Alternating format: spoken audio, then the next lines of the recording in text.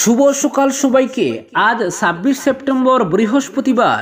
আজকের সকালের বিশেষ বিশেষ খবর হলো বিধায়ক নুরুল হুদার নেতৃত্বে শিববাড়ি বাঁধ পরিদর্শনে পিএসি, এলিভেটেড করিডোর ডাইভারশন রোডের কাজ পরিদর্শন, শান্তিপূর্ণ শারদোৎসবের লক্ষ্যে পুজো, আয়োজকদের সঙ্গে বৈঠক জেলা প্রশাসনের, বদরপুর ঘাটে সানি শনাক্তকরণ শিবির ৩০-এ, করিমগঞ্জে কেন্দ্রীয় মন্ত্রী সর্বানন্দের সফর বাতিল, স্থগিত রথীন্দ্র ভট্টাচার্যের মূর্তি উন্মোচন, বরাক উপত্যকাকে বাইরে রেখেই অসমিয়ার রক্ষা কবচ, জমি ভাষা সংস্কৃতির অধিকার কার্যকরী করবে রাজ্য।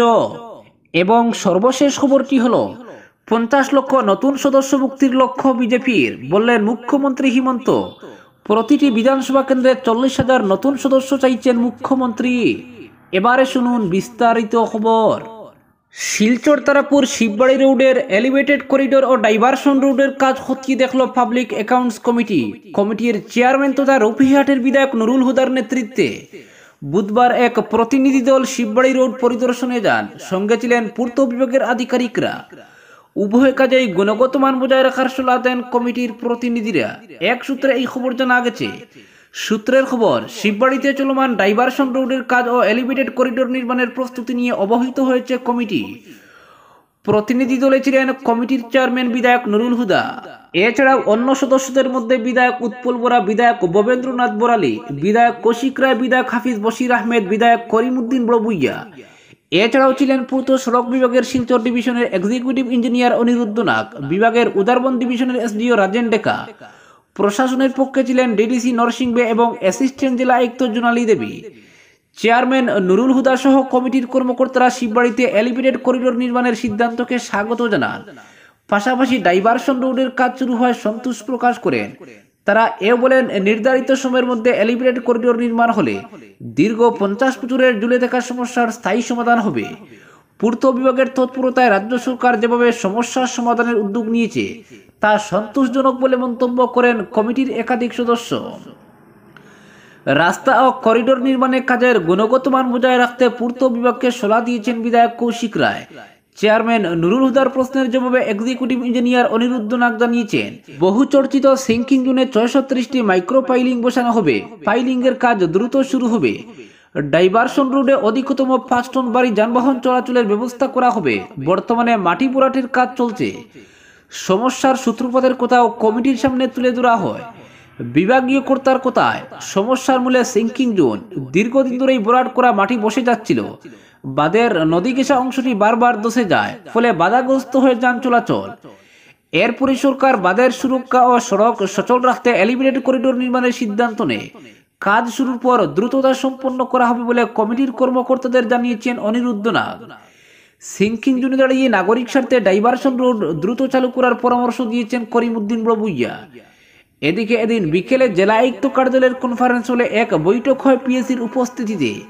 এতে শিববাড়ির প্রসঙ্গ ছাড়াও বিভিন্ন বিষয় নিয়ে আলোচনা হয়েছে বলে জানা গেছে। পরবর্তী খবরটি হলো, হাইলাকান্দি জেলায় আসন্ন দুর্গোৎসব শান্তিপূর্ণভাবে সম্পন্ন করতে দুর্গাপূজার অনুমতি, প্রতিমা নিয়ে শোভাযাত্রা এবং মাইক বা সাউন্ড সিস্টেমের অনুমতির জন্য পূজা কমিটিগুলিকে তাদের সংশ্লিষ্ট সার্কেল অফিসে দরখাস্ত জমা দিতে বলা হয়েছে। বুধবার হাইলাকান্দিতে এডিসি লাইরহুল খান্তের পৌরোহিত্যে অনুষ্ঠিত জেলার পূজা কমিটিগুলির কর্মকর্তাদের নিয়ে এক বৈঠকে এই সিদ্ধান্ত নেওয়া হয়।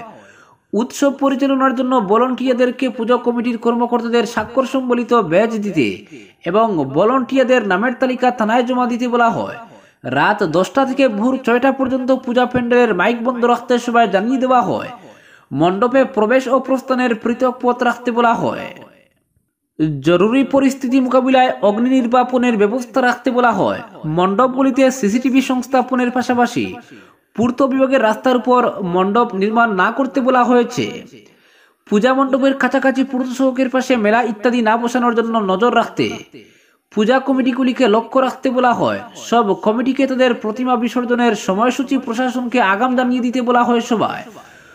পূজার প্রসাদ সহ খাদ্য সামগ্রী তৈরি করার সময় আদর্শ প্রস্তুতিকরণের এক সরকারি অ্যাডভাইসরি তুলে দেওয়া হয় প্রশাসনের পক্ষ থেকে। জেলার সব সার্কেল অফিসারের উপস্থিতিতে প্রশাসনের বিভিন্ন বিভাগের শীর্ষ আধিকারিক এবং ডিএসপি সুরজিৎ চৌধুরী সভায় অংশ নেন। পরবর্তী খবরটি হলো Lions club of Silchar central এবং লায়ন্স চক্ষু হাসপাতালের যৌথ উদ্যোগে বিনামূল্যে চক্ষু সানি শনাক্তকরণ শিবিরের আয়োজন করা হয়েছে। আগামী 30 সেপ্টেম্বর বদরপুর ঘাট দেবেন্দ্রনগরের বিবিসিএল স্বাস্থ্যকেন্দ্র প্রাঙ্গণে এলাকার দুস্থ অসহায় ব্যক্তিদের সকাল 10টার ভিতর নাম নথিভুক্ত করতে ক্লাবের পক্ষ থেকে আহ্বান জানানো হয়েছে। এদিনের শিবিরে 225 জন রোগী দেখা হবে বলে ক্লাবের পক্ষ থেকে জানানো হয়েছে এবং ডাক্তারের প্রেসক্রিপশন অনুযায়ী বিনামূল্যে ক্যাটারেক্ট অপারেশন ও চশমা সংগ্রহ করার জন্য ভোটার পরিচয়পত্র এবং প্যান কার্ড অথবা আধার কার্ডের জেরক্স কপি ও মোবাইল নম্বর জমা দিতে হবে। এদিনের শিবিরের ব্যবস্থাপনায় রয়েছে Lions club of Badarpur greater, সহযোগিতায় রয়েছে এনএইচএম, ডিএইচএস ও এনপিসিবি শিলচর। পরবর্তী খবরটি হলো সর্বানন্দের সফর বাতিল, স্থগিত রথীন্দ্র ভট্টাচার্যের মূর্তি উন্মোচন। করিমগঞ্জ জেলা বিজেপির প্রাক্তন সভাপতি তথা বিশিষ্ট সমাজকর্মী প্রয়াত রথীন্দ্র ভট্টাচার্যের আবক্ষ মূর্তি উন্মোচনের দিন ফের পিছিয়ে গেল। শুক্রবার সকালে কেন্দ্রীয় মন্ত্রী সর্বানন্দ সোনোয়াল মূর্তির আবরণ উন্মোচনের কথা ছিল। এজন্য প্রস্তুতিও সেরে ফেলে রথীন্দ্র ভট্টাচার্য মেমোরিয়াল ট্রাস্ট। অনুকূল সাগর পরে নির্দিষ্ট স্থানে ইতিমধ্যে মূর্তি বসানো হয়ে গেছে, কিন্তু শুক্রবার সকাল 11টায় নতুন দিল্লিতে মন্ত্রী পরিষদের বৈঠক ডেকেছেন প্রধানমন্ত্রী। সেই বৈঠকে উপস্থিত থাকার জন্য করিমগঞ্জের মন্ত্রীর প্রোগ্রাম বাতিল করা হয়েছে।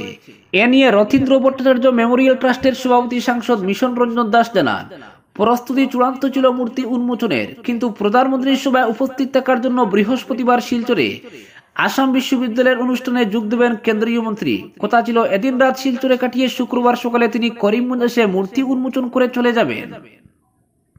কিন্তু এখন পরিবর্তিত সূচি অনুযায়ী শিলচর থেকে বৃহস্পতিবার বিকেলেই দিল্লি ফিরে যাবেন সোনোয়াল। তার সফর বাতিলের পরিপ্রেক্ষিতে শুক্রবার মূর্তি উন্মোচন আর হচ্ছে না। ট্রাস্টের সম্পাদক সুদীপ চক্রবর্তী জানান, দিন চারেকের মধ্যে তারা সভা করে এ বিষয়ে সিদ্ধান্ত নেবেন, তবে দুর্গাপূজার পরবর্তী দিন ধার্য হওয়ার অধিক সম্ভাবনা। পরবর্তী খবরটি হলো বরাক উপত্যকাকে বাইরে রেখেই অসমিয়ার রক্ষা কবচ, জমি ভাষা সংস্কৃতির অধিকার কার্যকরী করবে রাজ্য। আসাম চুক্তির 6 নং দফা রূপায়ণে নেমে জমির অধিকার, ভাষার অধিকার, সংস্কৃতির অধিকারের মতো গুরুত্বপূর্ণ বিষয় কার্যকরী হতে যাচ্ছে। তবে বরাক উপত্যকাকে বাইরে রেখেই 6 নং দফা কার্যকরী করার পথে এগোচ্ছে রাজ্য সরকার। মুখ্যমন্ত্রী আশু নেতৃত্বকে বুঝিয়েছেন, বিপ্লব কুমার শর্মা কমিটির সুপারিশ বরাক উপত্যকায় রূপায়ণের কোনো অবকাশ নেই। ষষ্ঠ তফসিলিভুক্ত এলাকার স্থানীয় স্বশাসিত পরিষদ না মানলে সেখানেও সম্ভব নয়, কারণ সংবিধান এই অধিকার দিয়েছে তাদের। রাজ্য সরকারের পক্ষে আইন প্রণয়ন করা সম্ভব নয়। বুধবার বিকেলে বিপ্লব কুমার শর্মার কমিটির রিপোর্ট কার্যকরী করা নিয়ে আশু নেতৃত্বের সঙ্গে প্রথম বৈঠকে বসেন মুখ্যমন্ত্রী হিমন্ত। আসাম চুক্তি রূপায়ণ বিভাগের মন্ত্রী অতুল বোরা সহ আরো কয়েকজন মন্ত্রীও ছিলেন বৈঠকে। আশু নেতৃত্বের সঙ্গে বৈঠকে বিপ্লব কুমার শর্মার কমিটির সুপারিশগুলো 3টি ভাগে বিভক্ত করা হয়েছে। বৈঠকে স্থির হয়েছে রাজ্য সরকার মোট 52টি সুপারিশ কার্যকরী করবে। কিভাবে সেটা করা হবে এর রূপরেখা 1 মাসের মধ্যেই আশুর হাতে তুলে দেবে সরকার। বৈঠকের পর মুখ্যমন্ত্রী বলেন, বিপ্লব কুমার শর্মা কমিটির সুপারিশ 3 ভাগে বিভক্ত করা যায়। 40টি সুপারিশ রাজ্য সরকার এককভাবে কার্যকরী করতে পারে। কেন্দ্র রাজ্যের যৌথ দায়িত্বে রয়েছে 12টি সুপারিশ। তাছাড়া 15টি সুপারিশ কার্যকরী করার দায়িত্ব সম্পূর্ণরূপে কেন্দ্রের। যেসব সুপারিশ রূপায়ণের দায়িত্ব কেন্দ্রের, সেজন্য কেন্দ্রকে অনুরোধ করা হবে যাতে আশুর সঙ্গে আলোচনা করে রূপায়ণের ব্যবস্থা করা হয়। তাছাড়া রাজ্য সরকারের অধীনে থাকা সুপারিশগুলি কার্যকরী করার অ্যাকশন প্ল্যান প্রস্তুত করে আগামী 25 অক্টোবরের মধ্যে আশুকে দেওয়া হবে। আশু তাতে সম্মত হলে আগামী এপ্রিলের মধ্যে রূপায়ণের ব্যবস্থা করা হবে জানিয়েছেন মুখ্যমন্ত্রী। বুধবার প্রথম দফার বৈঠকের পর আশুর সঙ্গে দ্বিতীয় বৈঠক হবে 25 অক্টোবর।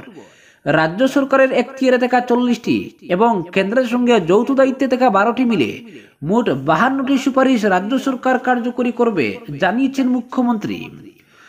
6 নং দফায় রূপায়ণ করতে গিয়ে জমির অধিকার, ভাষার অধিকার ও সংস্কৃতির অধিকার কার্যকরী করার এখতিয়ার রয়েছে রাজ্য সরকারের।